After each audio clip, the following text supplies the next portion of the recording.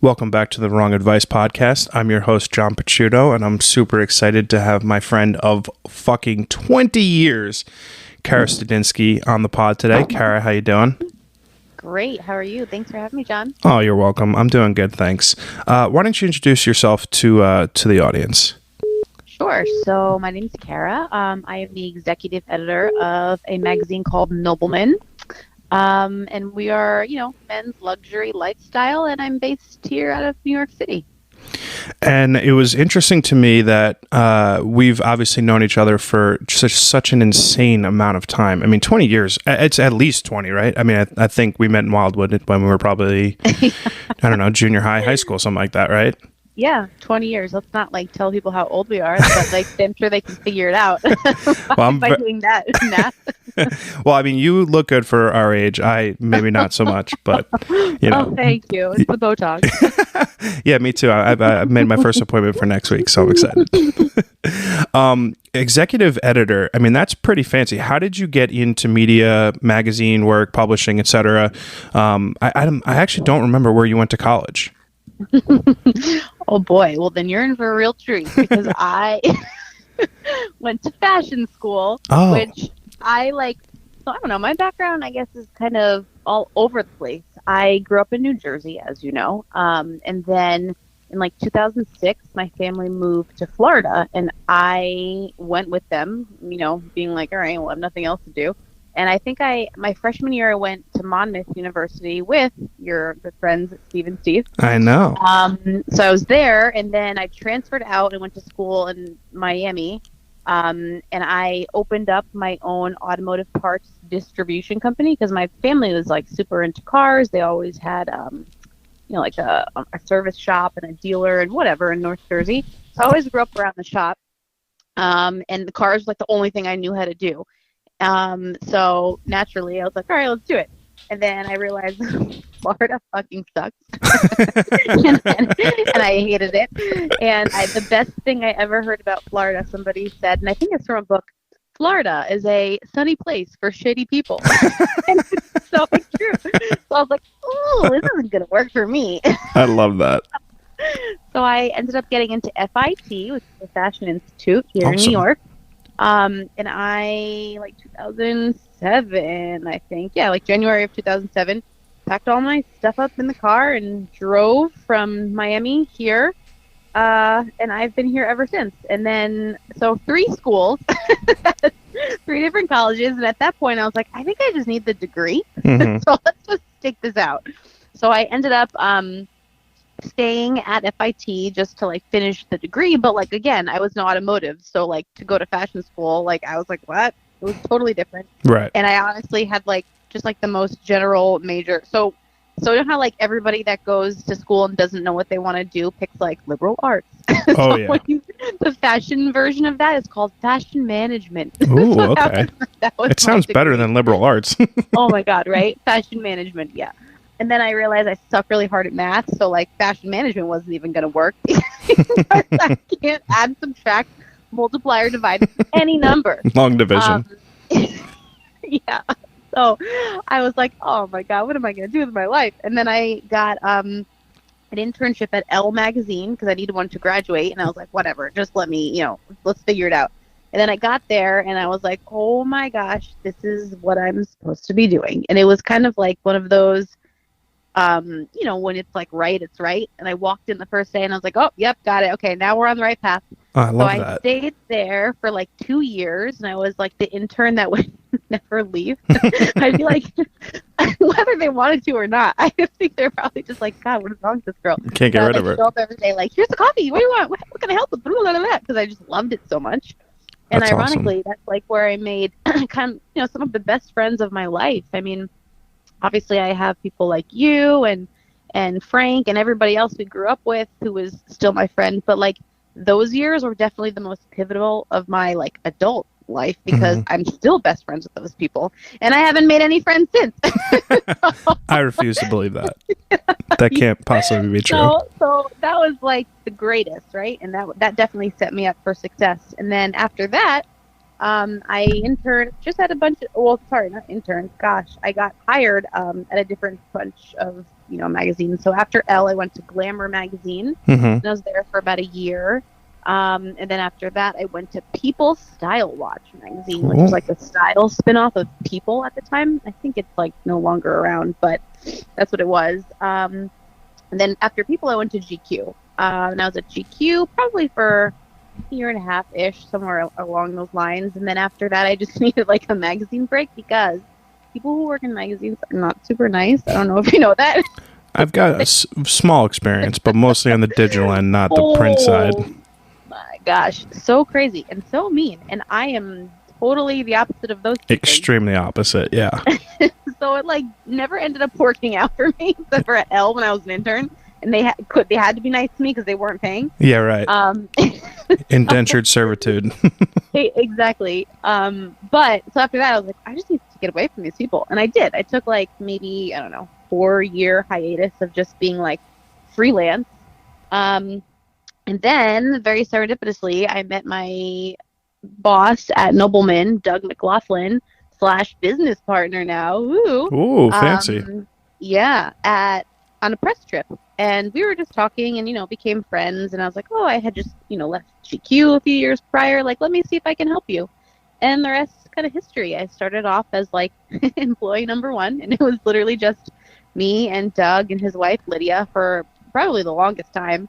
And it still kind of is now, with the exception of like adding 2 or 3 different people to our mix. But yeah, it was just like, I don't know, the right thing at the right time. And it reminded me a lot of like when I walked over, when I started at Elle and I was like, oh, this is correct. I love this. Like everything in my like heart feels like right. This is the thing I'm supposed to be doing. That's kind of how I felt with this. And so over time, we've just built it up. And I guess that's just a really long way for me to tell you that I'm the executive editor because I helped them start it, and I just kept on not really moving up, but like helping them, and here we are. And I don't even think of the title as like a super important thing. I'm just kind of like, no, this is my job and what I've always kind of been doing. But thank you for calling me something fancy. I mean, that's the humbleness in you, and we'll get into that in a bit. But I mean, you touched upon something that in my estimation is probably one of the most important things that like I've unfortunately like learned a little bit later in life is like when you find your passion and like you find your thing, it's like such an amazing freeing feeling. And obviously it's great that you've found your like landing spot. And even when you're in an intern at Elle, recognizing and understanding like how important that stepping stone was going to be to you, and feeling like you found your place. And I found that super later in life, when I picked up a camera for the first time, and even doing this podcast, it's just such a nice feeling when you kind of like land in the spot that you're supposed to be in, and just it feels like everything's coming together. You've done some pretty, pardon my French, fucking cool stuff since you've been working with Nobleman. And obviously I didn't know the whole car aspect of your childhood and growing up, and you've posted photos with some of the most insane, incredible cars, whiskeys, geographic locations on the world. What is like one of the instances or one of the things that you've done in your time at Nobleman that like really sticks out at you as something that was like truly blew you away? Well, I mean, lots of things, but it's kind of funny when you think about it because I mean, honestly, I think my dad wanted a boy growing up, and then like he got me, which honestly is like pretty fucking close. Yeah, no, you're cool. And so I was just lucky because now Nobleman kind of combines everything I'm accidentally good at, like cars and whiskey. I mean, I'm a professional drinker. I know, you and me both. We're about a year overdue, but yeah. So like this, I just got lucky in that like men's lifestyle really kind of is where I excel, right? So I just happen to be a female who knows a lot about cars and whiskey and cigars and all that stuff in general. Mm-hmm. So it's been just a little bit easier for me, I guess, to transition from like women's fashion, which is obviously Elle, into like this, right? And I'm sure. like, oh my God, this is like awesome. I should have been doing this the whole fucking time. So, and it's funny because like people on my team will be like, Kara, why do you know and I'm like, I think my dad wanted a boy. And it's true. But yeah, I think that's a hard question kind of to answer because it's really the whole thing. Like, I've never really for me, outside looking in, a couple things that have jumped out at me.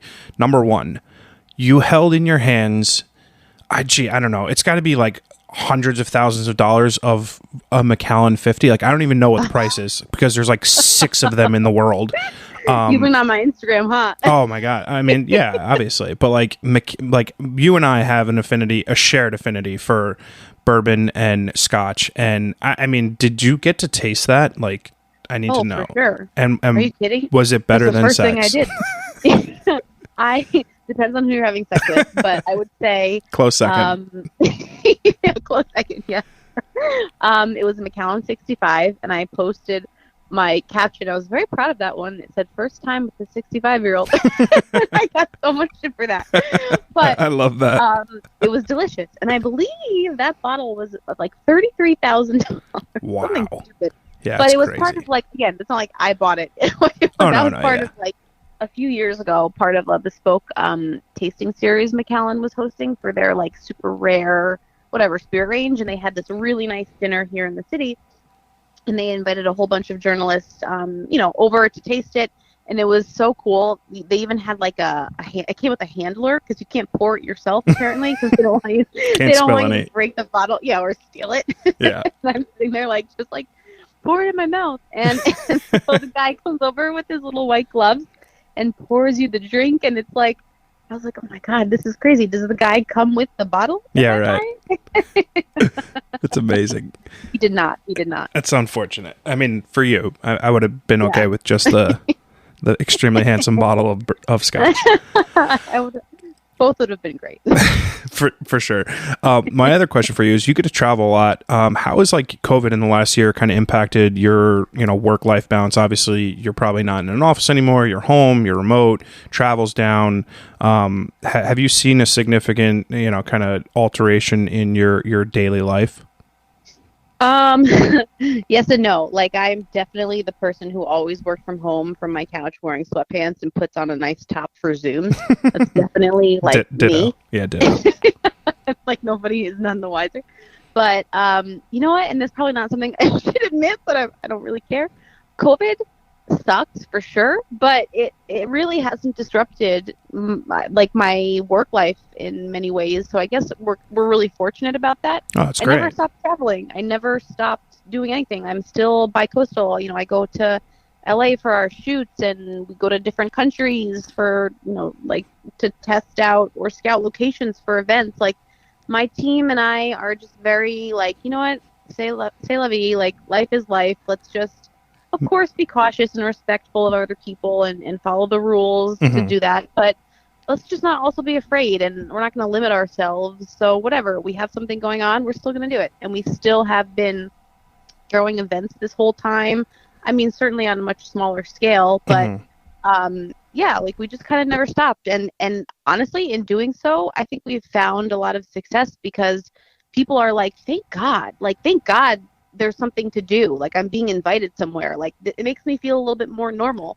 And we've gotten that feedback from, I can't even tell you how many clients, because they're just like, yeah, I'm over it. I mean, I'm careful, but I just don't care anymore. I want life to go back to normal. And that's kind of what we've been providing them. And I think why we've been finding success in this, like, interesting time. That's awesome. I love that.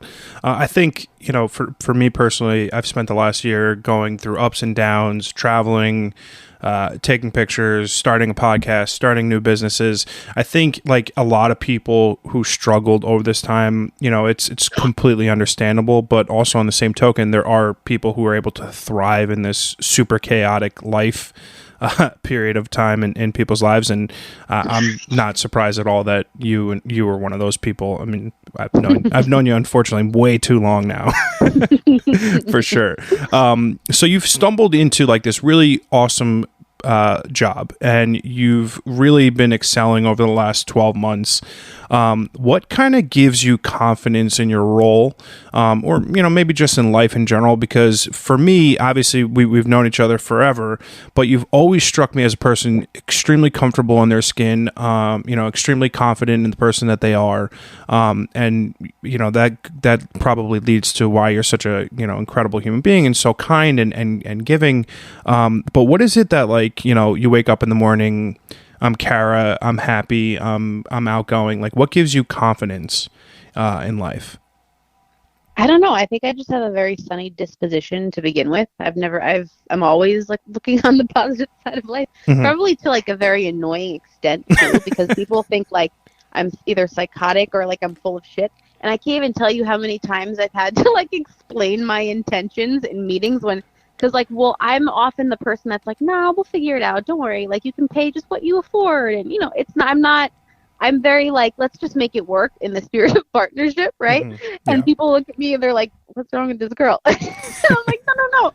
I'm not trying to like pull one over or like anything. I'm just trying to do the right thing because I think that we could benefit from each other. And I think that it's just my temperament. But beyond that, just being like a good person kind of motivates me. And I like to treat people kindly and with respect and like pay them on time and things it also speaks to the world that we're in, that like kindness and like outgoing positivity is constantly looked upon as incredibly disingenuous. Like, how it's so sad, but it's extremely true.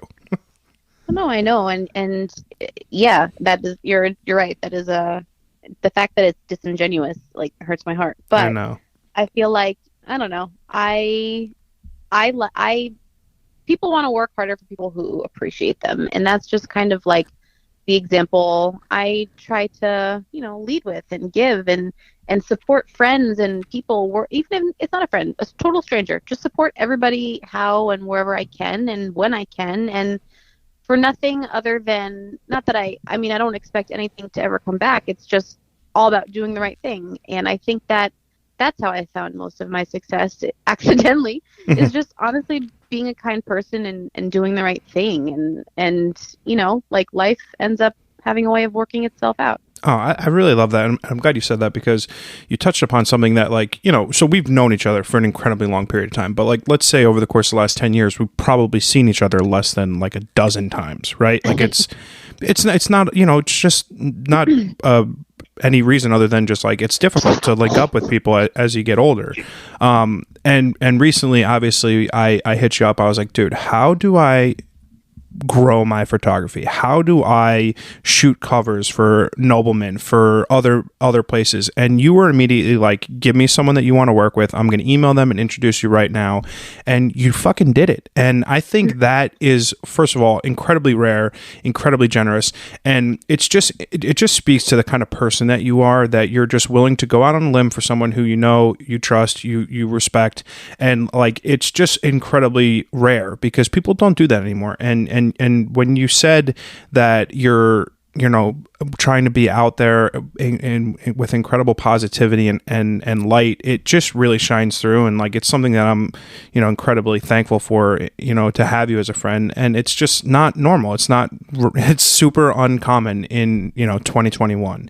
And I think it's pretty incredible that you're willing to do stuff like that. So thank you. Oh, well, no, thanks, John. I mean, you don't have to thank me. That's kind of like, my job as like a human being. And also I don't give me too much credit. I think, your work speaks for itself and you're super talented. And what you said earlier, you're like, oh, I found it like my passion a little bit later in life, but it doesn't really matter when you find it, as long as you find it, and I think that timing is kind of everything, Absolutely. Serendipitous timing in life. You just got to go for what you want when you want. And I recently had dinner with a good buddy of mine, and I know he's going to listen to this episode. So shout out to you, Isaac. That was a very, very good time. But I think, a lot of people go through life and, they're ticked into a bunch of boxes. You go to a certain college, you go to a certain high school, you make certain friends, and you don't really spend a whole lot of time questioning the things that you like want to be or the things that you want to do. And I think I've kind of got lucky that even though it's like, I'm 35 and just starting to find these passions, that I've found them. And it's like super easy to be like, I'm living my passion, I'm living my truth, and at the end of the day, it's like I'm just doing the things that I want to make me happy. And I unfortunately don't think a lot of people do that. And whether you're in your 20s and you get the opportunity to intern at a cool magazine and you figure out that this is the thing that you've always wanted to do, or you're me in your 30s, you pick up a camera.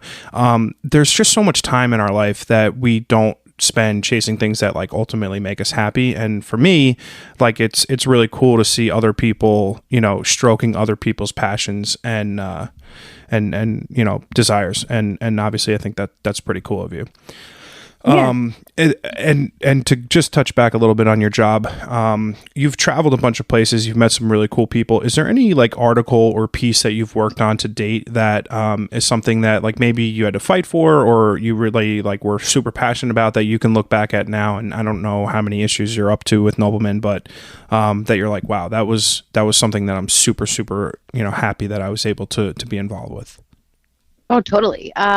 So we're on issue 15 right now of Nobleman, that will be coming out, I guess, May 31st ish, somewhere around there. Awesome. But yeah, I'd say one that really sticks out is my one I wrote very, very early on in like maybe the first 4 issues of Nobleman. I can't even remember. It might have been like the second issue, or this is forever ago. But the Patron Hacienda in like 2 hours outside of Guadalajara, Mexico. Mm-hmm. So it's obviously the Patron factory, but it's this giant compound, and you can't, like, you have to be invited there. It's not a hotel. You can't stay there. It's like literally invite only by Bacardi. And it's crazy. So you get there, it's like this giant mansion in the middle of nowhere, Mexico. And there's like, you feel like you're part of like the drug cartel, and they like have the mirrors underneath the trucks that they check before they enter you in. There's guys with like machine guns standing outside, and it's like a fortress. Then you get there, and it's just the most beautiful place, and you find out, oh my God, it actually is a hotel. They just don't. It's not like you have to be invited. You can't just like book the room. Like they have like maybe 20 rooms, and they're so beautiful, and you can stay there. And I didn't realize how cool it was to be invited on that experience, because it's pretty much like a once in a lifetime. Like who gets invited to hang out at the Patron house? Yeah, not me. Until like after I got home, and I was like, whoa, this is cool. So, and then I wrote this like 6-page feature on it, which we ran again like a long time ago. But that was probably one of my favorite trips, just because it was so cool, and I didn't realize the magnitude of the coolness till I got back. That's awesome. That's pretty cool. I'm not a huge tequila drinker, only because of what it does to me when I consume it. So that's why I stick to the brown stuff, the scotch and the bourbons. On the same token of amazing stories, you obviously have had awesome experiences with incredible liquor, some super famous celebrities.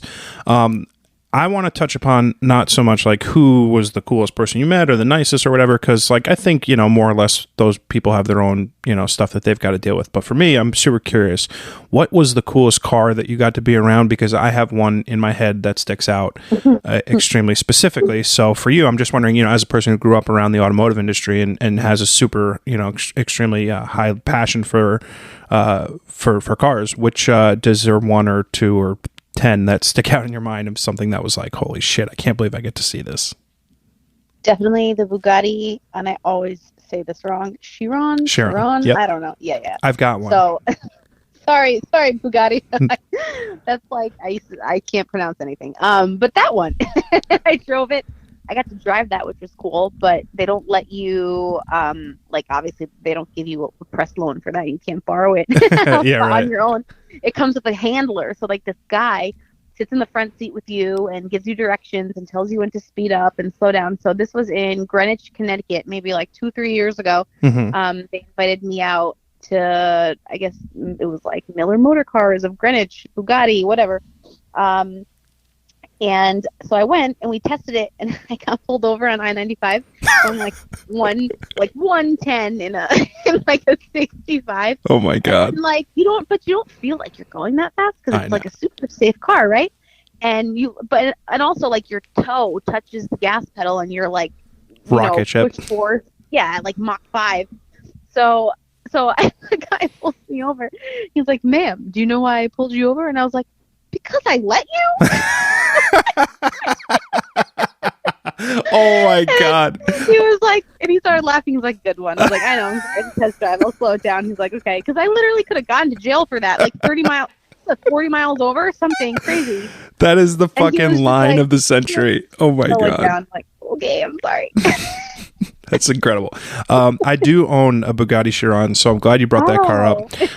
It is. What color? It's blue. It's blue. It is 1/12 the scale, and it took me 25 plus hours to put together. But shout out to Lego because it looks pretty fucking cool. Awesome. Yeah, I'm hoping for the Koenigsegg in that same format. That'd be awesome. So it wasn't the Bugatti for me, obviously, because I'm bougie and I own one already.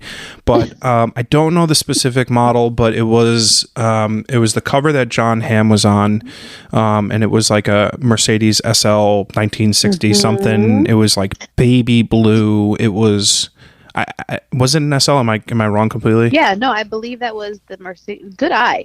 That was a vintage Mercedes-Benz 1954 Gullwing. Oh God, it was so. Besides the color was fucking kind of Bugatti blue, but it was baby blue, sky blue, whatever. It was gorgeous. I'm super into vintage cars, and hopefully one day I'll own like a 1964 911 Turbo. I haven't thought about it at all, but yeah, that car was super cool to me. And super cheap too, though. Super cheap, yeah. And John Hamm is a guy I get down with a lot. He seems like someone who's super down to earth, and just cool dude. So the combination of a cool guy, a fucking beautiful car, that did it for me for sure. Oh yeah, totally. 300 SL Gullwing, 1954. It was awesome. Yeah, and badass. I think that car was worth. So Mercedes-Benz Classic Car Center in Irvine, California, fully restored that for the owner, and his name was Mr. Kleeman, I believe, who was on set, and super nice guy. And yeah, that car is worth over $2 million. Yeah, I was going to guess that. Insurance waiver, and I was like, please, nobody touch it. That's got to be stressful. Signing that insurance waiver where took the tire out of the back and put it down. If you look through the story on one of the shots, and like John had to put his like foot on top of the rim, I was like, oh my God, don't scratch that. I'm going to kill you. See, that's the part of like the magazine life that you don't see, because what you guys actually did was like put felt on the bottom of a shoe, right? Yeah, no, we just threw that on the floor, unfortunately. Don't tell Mr. Kleeman that. That's hilarious. That's incredible. You said something before we hopped on the line that I want to touch upon. Obviously, you and your boyfriend Frank have been together for forever. And I like asking people if you're in love, but I mean, that conversation is pretty straightforward at this point, being that you've been in a relationship for 55 years. What is it about, your relationship that you love, and how is it that you think you were able to identify at, I would say, a pretty young age that like Frank was your guy?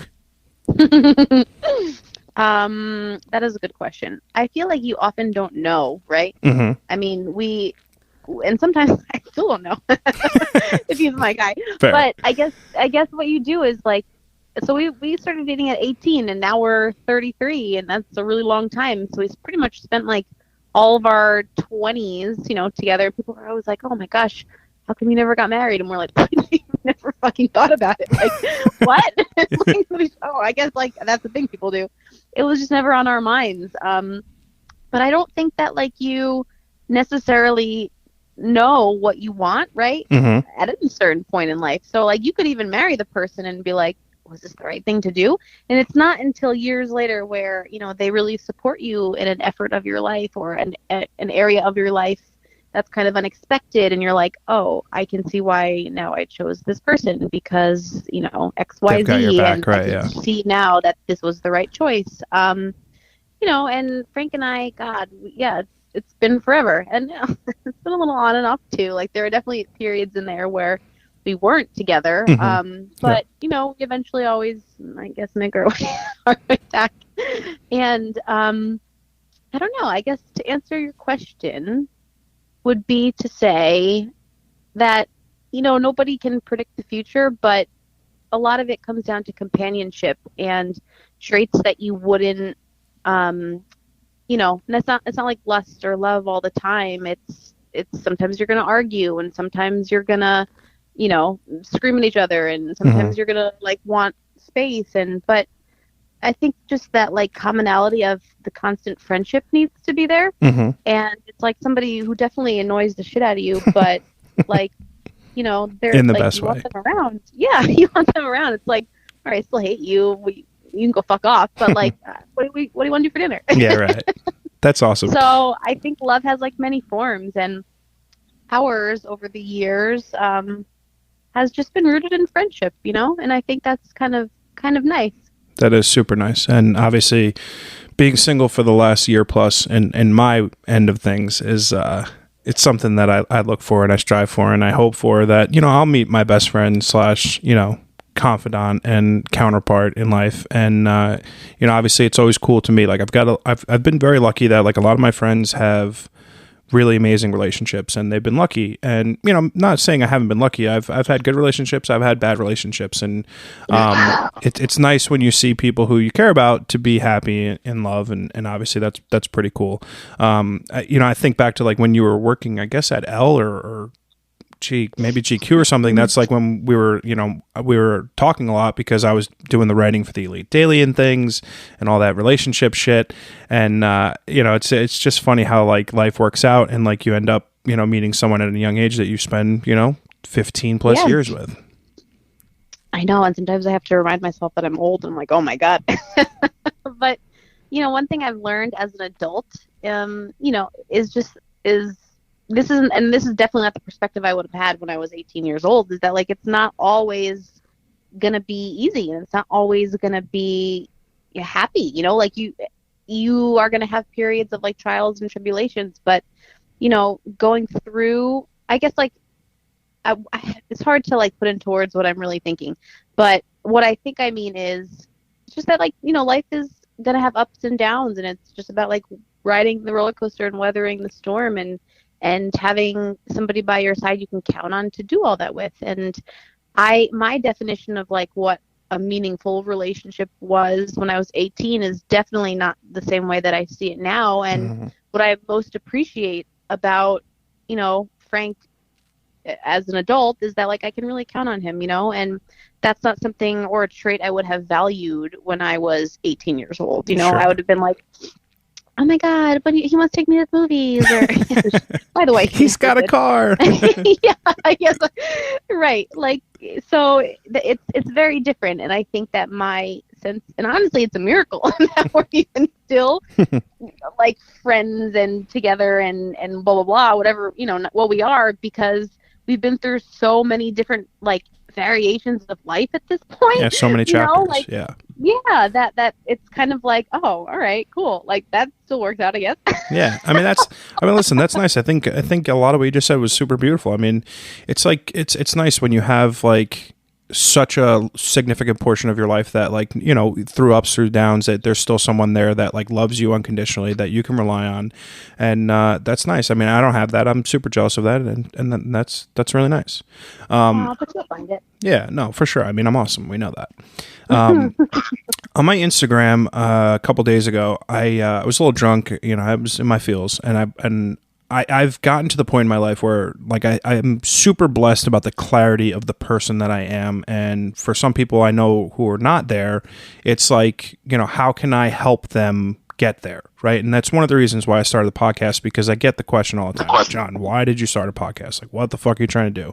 But I've gotten some really nice feedback. And one of the things that I put on my Instagram was just a friendly reminder to be who and what you want in life. And I think a lot of what you just said is important. Like, life is tough. Like, you've got a lot of hardships and there's a lot of good times as well. But like letting you figure out what it is that fulfills you or makes you happy, or the person or the relationships is hard. And it's not always easy. And I think, it's something that you really just have to focus on your internal happiness. And then that kind of opens you up to like having external successes in work, in life, in relationships. And yeah, I think obviously you're there. I'm gonna try. I'm trying my best, but I agree, and I think it's also about supporting other people on that journey too, and like helping them get there, which is something I try to do. And I'm always that like nosy person, and Frank and I mean all my friends really want to kill me. Like when we're out at dinner and I see like a couple fighting, we'll go over there and be like, "Is everything okay? Here's the thing. Let me just impart some wisdom on you." And they're just like, "Oh my God, you're so embarrassing," but I can't help it. I feel like I gotta be honest. I think you did that when me and Frank went out like 6 or 7 years ago. I think you did that. I think I witnessed that and I was like, what the fuck did you just do? Yeah, I know. I can't help it. I love that. Maybe you need to start a podcast. That's incredible. Oh gosh, that would be interesting. I don't know that people should follow all of my advice. No, but it's nice, Kara, honestly, because, we've known each other for a long time, and I can count on, 2 hands the people who are genuinely sympathetic and caring about what other people in their life are doing and want to see the people around them be successful and be happy. And you're one of those people. And that's not common, and it's nice. I don't know if it goes back to your parents or your childhood or what, or, or the comfortability that you have in your own skin, but it's not common. And is something that I try to touch upon a lot in these conversations, like getting to the bottom of like how you, Kara, are just a truly great person. And it's like, if we can kind of figure out these commonalities that we have and share as people, like we can all be happier. And, it's why I have these conversations for sure. Totally. And you know what? I think that we can, help other people get there too, just by being a good example. It shouldn't be uncommon, It should be the norm. Absolutely. I couldn't possibly agree with you more. So it seems like you have if you want to talk about boxes or, the pie of your life, you've got like a bunch of things on the table that are great. You've got an awesome job. You've got a really cool career. You've got this wonderful relationship. Is there something that you're not doing that like you would like to say like, oh shit, in the next like 2 years, I want to write a book or I want to start a podcast or fucking model or whatever. Is there something that you haven't done yet to date that you like really hope for yourself in the future? Not really. This sounds like really the douchiest answer, but I don't mean that in like a nothing kind of way. I just genuinely, I'm like so fulfilled and so happy every day, and I'm literally doing everything I've ever wanted. So I'd like to like open up an office here in New York. Yeah, that'd be cool. Have that kind of a space but no, like for the most part, I'm good. I like literally have the life of my dreams, and I don't need one extra thing. I have everything that I need, and I don't even mean that in like a monetary sense. You know what I mean? Like I have all the tools I need, and I'm good. So everything I think that like comes my way, I'm super appreciative, and I'm like, no, this is great. I appreciate this opportunity. Wow, how can I make the best of this? Or that's wow. I love that. Took a long time to get there, but here I am, and I'm finding myself on the other side of all my hard work, and I'm just really happy with the person that I am and the things that I do in my work, and I'm just overall a pretty fulfilled person. That's awesome. I mean, I can relate because, I think I put in the work over the last couple of years on myself to get to the point where like I'm starting to see the benefit of my hard work, and man, I love that. That was such a wonderful comment, and I love that for you. Obviously, that's great. Love that journey for you. It sounds super condescending when you're like, I love that for you, because I definitely heard that on a show somewhere where someone was like, I love that for you. But I say that to all my friends. I'm like, I'm loving that journey for you. Or you say about yourself to sound like an extra asshole. You can be like, I'm loving this journey for me. I know. Yeah, I didn't mean it that way, obviously. No. I think it's funny. I say that to everybody. I know. But I've heard it on television shows and like as it being a condescending, douchey thing to say to a person. So like I totally understand what you're saying. I just say it's funny. Let me ask you something. So like I've struggled a lot with and something that I've worked a lot on, having that either FOMO or feel like I'm struggling at a certain point in my life when I compare myself to other people via social media. And I still try to check myself daily, weekly when I post pictures or when I drop podcasts, and not worry about like how many people like it or how many people listen to it. And I would love to know what your kind of recommendation is for people to not get so wrapped up in what other people are doing, because outside looking in, you have this amazing fulfilled life and you do all this cool shit. You meet these amazing people. Is there something that you could like give someone advice to be like, listen, turn it off, don't worry about it, and just do your thing? Social media, first of all, is so fake. Okay, listen, my teeth have never been whiter. I have no wrinkles in those photos. I don't think you understand. I look best in the Valencia filter. I know that. I like so everything I post is so highly edited, and I don't care. It's just whatever. I'm admitting it, but I think if you are fulfilled in your own life, you don't really have that much FOMO, right, of other things. So maybe it's just about like understanding, taking it all with a grain of salt, and knowing like, all right, things are not as they appear, and there's definitely like Kara has some forehead wrinkles, but in this photo you can't see them. So like looks are deceiving, and I think the more happy you are with your own life and situation, the less you really care about what everybody else is doing. So I'd say the best advice is just work on yourself, live a life you're like proud of and happy to be in. I like that. And are you happy today sitting here? Yes, I'm super happy sitting here in my Abercrombie and Fitch sweatpants in my in my bedroom that I just redecorated, sitting here with my hair in a bun. I honestly couldn't feel better. That's awesome. You've done some amazing things over the last 20 years that we've been friends, and I expect nothing but great things from you moving forward, because I truly mean this with all my heart. You're just such a kind, incredible human being. But 33, you're 2 years away from 35. Where do you see yourself kind of in the next couple of years? Like, are you married? Are you having kids? Are you starting your own magazine? Like, what's kind of like the next step for your next stage of growth in life? Who knows? I mean, I'm kind of just open for whatever. I would eventually like to get married and have kids. If that doesn't end up happening, I'm not like married to that idea either. So it's not, mine's more like whatever, let's just do what makes you happy. So if that ends up happening, great. If that doesn't end up happening, I'll still be happy and live a great life. I think that most of my attention right now is just like, I can see myself spending more time with my friends, right? Going to hang out with my family more. Like that stuff is of more interest to me than like, oh, what are you doing for work? Or sure, Nobleman will always continue to grow and be great. And Doug and Lydia, who, are the founders of Nobleman, them and myself were opening up, a custom publishing portfolio where we will be developing like 5 or 6 new magazines over the next year. Amazing.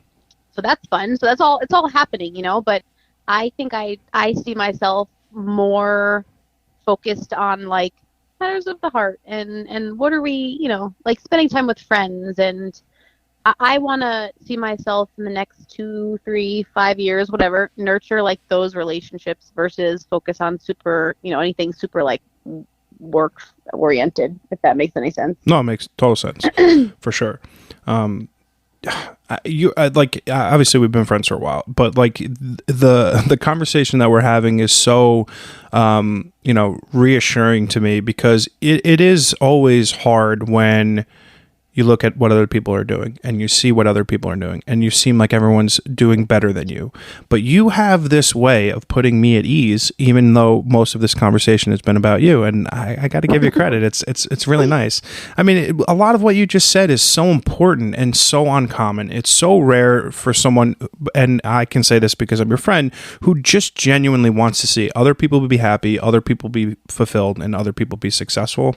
And it's just so great. I love that. Thanks. And you know what? There are more people like that out there. You just have to find them and like just be their friend. Yeah. I feel like that's kind of what I did. Like I can count on my one hand the number of like actual close friends that I have, who aren't acquaintances or people like just real solid people I know I can count on. And they're all that same way. And it took a really long time to find them, or re-find them. Like in some cases, there are people from my past who, you know, we had lost touch for an X amount of years. And now, you know, as we're adults and we're in different stages of our life, we're like, wow, wait, no, this like friendship really works and makes sense. And, you know, maybe we needed a little space to grow, but like ultimately we came back together and even better. And that's the kind of, you know, person I surround myself with, literally that same temperament. And I think that, like, you know, what's that saying? Not like, you are what you eat. That's not what I'm thinking.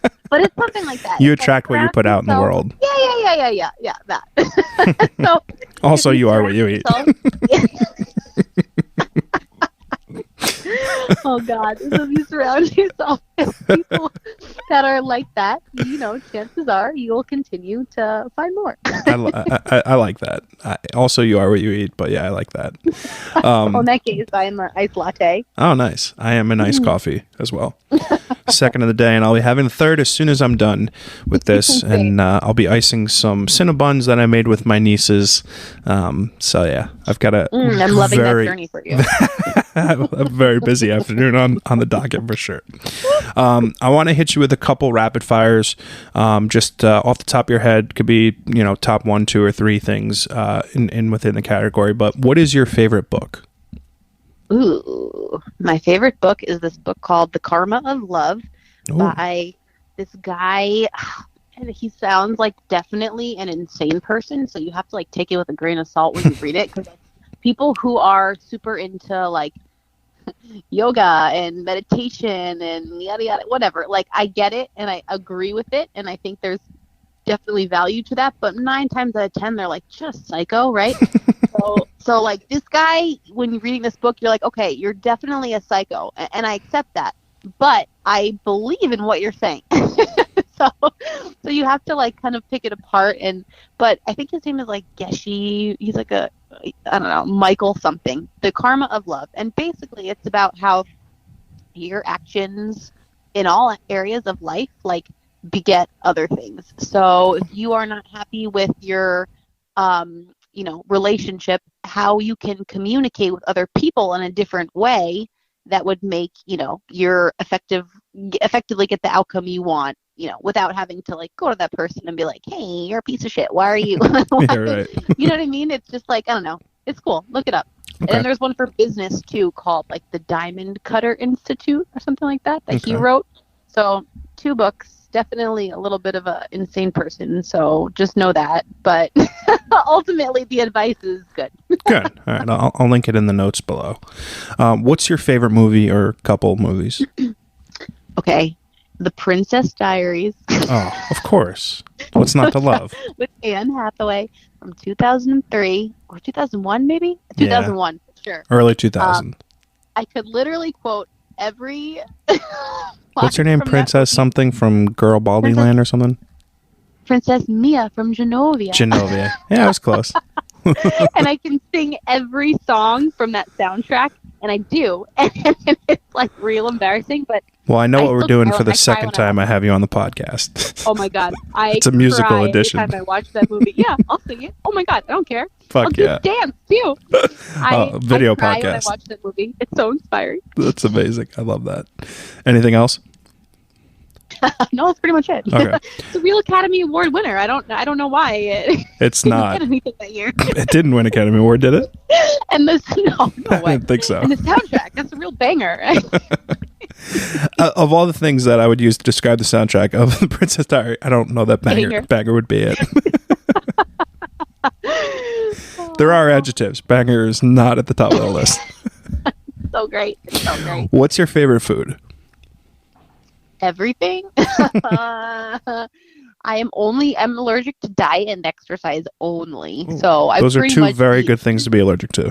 I pretty much eat everything and profusely make fun of people who are like, I'm gluten free. Well, unless they have a gluten allergy, in which case, exactly. Unless they're like really celiac, and then I feel bad. Yeah. But people, for the most part, aren't, and they're just annoying. I love that. Pizza, pasta, lots of carbs. Good. You know. Yeah, very very similar. I appreciate that. What is the biggest piece of advice that you can give to someone who's hearing you on this podcast for the first time, who might not know you? What's something that, give me a Kara-ism. Let's see. Kara-ism. Just do what makes you happy and be a nice person. I don't know that there's a real ism there, but it's just generally good advice. Yeah, be nice. Just be a nice person. Don't be a piece of shit. I think that's a very good life motto for sure. You can quote me on that. I will, warmly Don't and be accurately. a total piece of shit. Kara. That's great. I love that. Listen, I'm going to pay you the 57th and 58th compliment for the day. I'm super glad that we have been able to remain friends for as long as we have, because I truly think that you're just one of the kindest and nicest people that I know and that I have in my life. And the amount of positivity that you put out in this world is honestly sort of inspiring and something that I strive to be a little bit nicer and a little bit kinder to people in my life. And I find you to be such a unique, awesome person who just genuinely wants to see the people around you be successful and happy, and something that I just super appreciate for you as a human being. And without question, I'm super grateful for our friendship for all these years. And obviously, thank you so much for coming on the podcast today. Before I let you go and tell you any more positive qualities that you already sure know about yourself, I don't think you've given me enough, actually. I'll write some more down and text you them later. What's one recommendation that you have for everyone listening to you today? Could be a book, could be a movie, food, booze, car, whatever. Just any sort of recommendation for everyone. What do I recommend? Kara recommends, let's see. You know what I'm actually loving right now? And it's kind of it's called the Coravin, and it's this accessory I found for wine. And basically it's a way to open a nice bottle of wine without having to take the cork out and finish the whole thing, because I like to have maybe half a glass of wine, right, once every now and then, but I'm not going to open the whole nice bottle and then have to drink the whole thing. It preserves it, so you can literally have one glass of a $200 wine, put the thing back, and no one's the wiser. You could even still give it away as a gift and nobody would know. It has one glass missing. So anyway, I don't know that it's I would recommend that because it's really fucking cool. That is really cool. Wine system. Yeah. Or you can imagine being a teenager and having that. Oh my god, I shouldn't say this, but stealing your parents' wine, they wouldn't even know, the technology I'm gonna for sure have to look this up, because I don't have the same problem as you, because when I open a bottle of wine I finish it, but I am super intrigued about this device because that seems pretty cool. I've never encountered a bottle of wine that I opened that I haven't finished, but that's probably more of a me problem than anything else. No, now that after 30, my body was yeah, no, you can't hang. So after 2 glasses, I have a headache, and I can't pretend that I didn't used to chug that from a box, and now I can't have 2 glasses of wine without being I don't feel good and have a heartburn. That's tough. See, listen, people don't believe me when I say this. I don't get hangovers anymore. It is, I think it's just because I don't mix stuff. So if I start with wine, I finish with wine. If I start with bourbon, I finish with bourbon. I don't have a beer, a glass of wine, and then a bourbon. And I don't do any sort of intermingling of types of alcohol. And I haven't had a hangover in years. Well, maybe that's what I should start doing. Yeah. It's a nice booze. just stick with one. Yeah. There's beer before liquor, never been sicker, or liquor before beer, you're in the clear, or something like that. So I just change it to just drink one type of thing, and for that night you should be fine. And also hydrate. Before you go to bed, chug a water or a Gatorade and you should be fine. That rhymes perfectly. Yeah, you nailed it. Yeah, thanks. My recommendation for the podcast today's episode will be a book that I'm sort of 50% through. It's called Hillbilly Elegy. It's a movie. I haven't watched the movie yet, but it's a really thoughtful, introspective look at a young man growing up in, I think, Ohio, and just all of the trials and tribulations he's encountered, and how he kind of looks upon socioeconomic happenstances in the United States over the last 10, 15, 20 years, and I'm super enjoying it so far, and I think a lot of people could get a lot out of it, and I'll link it in the notes below. Well, Kara, Studzinski, my dear friend. I can't thank you enough for coming on the podcast today. I'll gladly link your Instagram and the Nobleman website in the notes below. I love you. You're such a good friend. I'm really appreciative of how just truly giving and amazing human being you are. And thanks for coming on today's episode. Oh, thanks, Sean. I appreciate you having me, and I'm really proud of you. This is awesome what you're doing, and you're super talented. So keep up the good work. Oh, thank you. Thanks so much. Take care. Bye.